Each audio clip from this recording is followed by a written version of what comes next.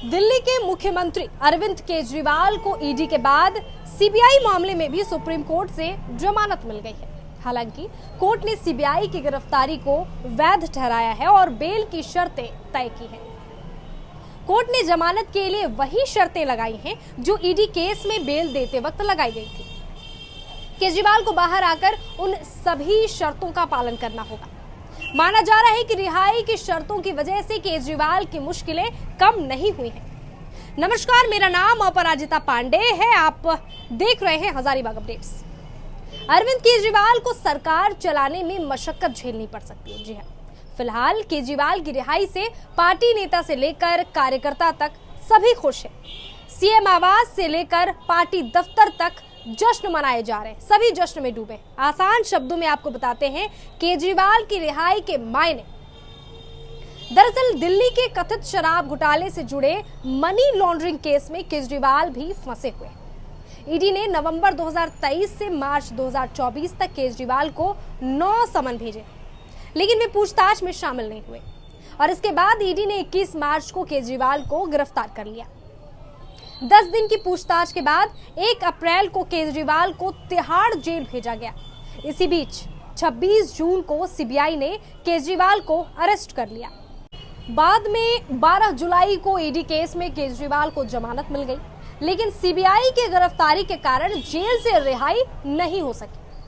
आम आदमी पार्टी लगातार दावा कर रही है कि बीजेपी ने केजरीवाल को राजनीतिक साजिश के तहत फंसाया है। वहीं बीजेपी कह रही है कि बोया पेड़ बबूल का तो आम कहां से होए। खैर, जेल से बाहर आने के बाद केजरीवाल किसी भी फाइल पर दस्तखत नहीं कर पाएंगे जब तक ऐसा करना जरूरी ना हो। केजरीवाल के दफ्तर जाने पर भी पाबंदी रहेगी। वे ना तो मुख्यमंत्री कार्यालय और ना ही सचिवालय जा सकेंगे। इस पूरे मामले में केजरीवाल कोई बयान या टिप्पणी भी नहीं कर सकते हैं। वे किसी भी गवाह से किसी तरह की बातचीत नहीं कर सकते।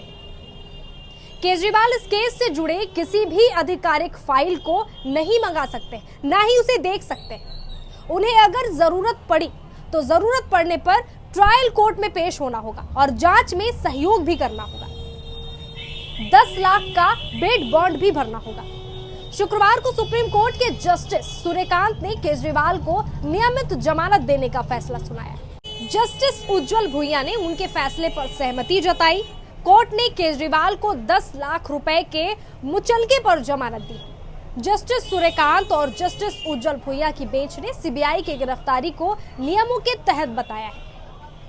जस्टिस सूर्यकांत का कहना था कि अगर कोई भी व्यक्ति पहले से हिरासत में है और जांच के सिलसिले में उसे दोबारा अरेस्ट करना गलत नहीं है।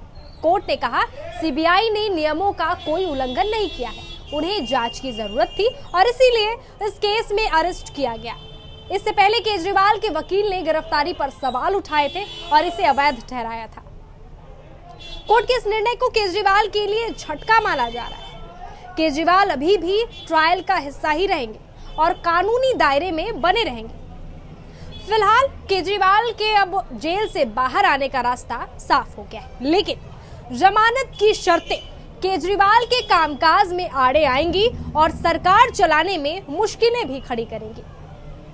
दरअसल जमानत की शर्तों के मुताबिक केजरीवाल ना कोई नीतिगत फैसले ले सकते हैं और ना ही किसी सरकारी फाइल पर दस्तखत कर सकते हैं। सिर्फ और सिर्फ चुनावी प्रचार प्रसार तक ही सीमित रह सकते हैं। सरकार से जुड़े कोई फैसले की अनुमति नहीं है।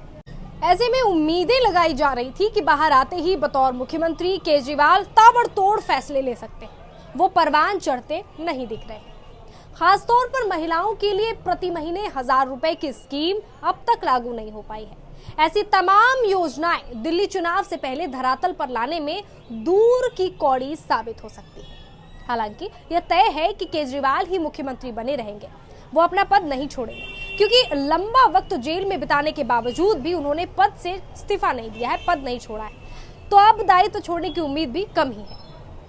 इसके अलावा दिल्ली में अभी राष्ट्रपति शासन की सुगबुगाहट भी चल रही थी। दलील दी जा रही थी कि मुख्यमंत्री के जेल में बंद होने के कारण दिल्ली में कामकाज ठप सा पड़ गया है। पिछले दिनों बीजेपी विधायकों ने राष्ट्रपति को अपना मांग पत्र सौंपा था और दिल्ली राष्ट्रपति शासन लागू करने की मांग भी की थी। राष्ट्रपति ने इस मांग पत्र को केंद्रीय गृह सचिव के पास विचार के लिए भेजा हुआ है। लेकिन केजरीवाल के बाहर आने के बाद बीजेपी के इस मुहिम की हवा निकल सकती है। केजरीवाल को दिल्ली वालों की नब्ज पहचानने में बड़ा माहिर माना जाता है। यहाँ विधानसभा चुनाव से ठीक 4 महीने पहले केजरीवाल का बाहर आना दिल्ली की सियासत में सबसे ज्यादा हलचल लेकर आने वाला है। विपक्षी भी मानते आए हैं कि केजरीवाल के बाहर आने से आम आदमी पार्टी की ताकत कम से कम दिल्ली में तो दोगुनी हो जाती है। केजरीवाल के बाहर आने से संगठन के लिए जरूर ये अच्छी खबर है। पार्टी में 6 महीने से चेहरे का संकट देखने को मिल रहा था। सुनीता केजरीवाल से लेकर मनीष सिसोदिया और संजय सिंह तक संगठन से जुड़े सारे फैसले ले रहे थे। इससे पहले की अगर बात करें तो इससे पहले आतिशी, सौरभ भारद्वाज और सांसद संदीप पाठक को आगे किया गया था। पिछले कुछ दिनों से पार्टी को बड़े बड़े झटके लगे। पूर्व मंत्री राजकुमार आनंद और राजेंद्र पाल गौतम जैसे बड़े नेताओं ने पार्टी का साथ छोड़ दिया है। राजकुमार पटेल नगर से विधायक रहे हैं और वे बीजेपी में चले गए। गौतम ने कांग्रेस ज्वाइन कर लिया है। वे सीमापुरी से विधायक रहे और केजरीवाल सरकार में मंत्री रहे। इसके अलावा कई पार्षदों ने भी आप का साथ छोड़ दिया है। आबकारी नीति मामले में एक समय आम आदमी पार्टी का शीर्ष नेतृत्व लगभग पूरी तरह जेल के अंदर था। लेकिन मनीष सिसोदिया की जमानत के बाद जो राहत का सिलसिला शुरू हुआ वो केजरीवाल के जेल से बाहर आने के साथ ही पूरा होने जा रहा है। गुजरात विधानसभा चुनाव में राष्ट्रीय पार्टी का दर्जा हासिल करने के बाद संगठन विस्तार की चुनौती थी। लेकिन झटके के बाद झटकों ने इस महत्वाकांक्षी योजना पर ब्रेक लगा दिया था। अब केजरीवाल के बाहर आने पर कई अहम नेताओं को संगठन के भीतर नई जिम्मेदारियां दी जा सकती हैं ताकि पार्टी की गाड़ी दोबारा पटरी पर लौट आ सके। कुल मिलाकर ये कहें कि केजरीवाल को भले सुप्रीम कोर्ट से जमानत मिल गई है, लेकिन उनकी गिरफ्तारी गलत नहीं थी और यह बात जांच एजेंसी ने कोर्ट में साबित करके केजरीवाल की मुश्किलें कम नहीं होने दी। यही वजह है कि कोर्ट ने फैसले में जमानत की शर्तों को सख्त रखा था।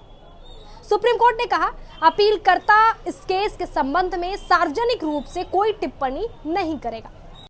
यानी बयानबाजी से केजरीवाल को परहेज करना होगा, वरना यह अदालत की शर्तों का उल्लंघन माना जाएगा।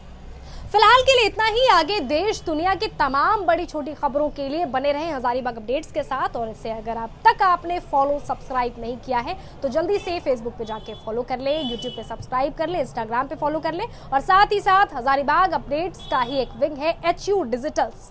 उसमें आपको जितनी भी सूचनाएं होंगी, खास करके इंफॉर्मेटिव सूचनाएं, बॉलीवुड हॉलीवुड से खबर से सूचनाएं, स्पोर्ट्स संबंधी सूचनाएं, वो सभी आपको उसमें मिल जाएंगे। तो उसको भी जा करके फेसबुक पे HU डिजिटल्स को फॉलो कर ले, इंस्टाग्राम पे फॉलो कर ले और जितनी भी जानकारियां हैं उससे लगातार अपडेट रहे हजारीबाग अपडेट्स और उसके विंग के साथ। शुक्रिया।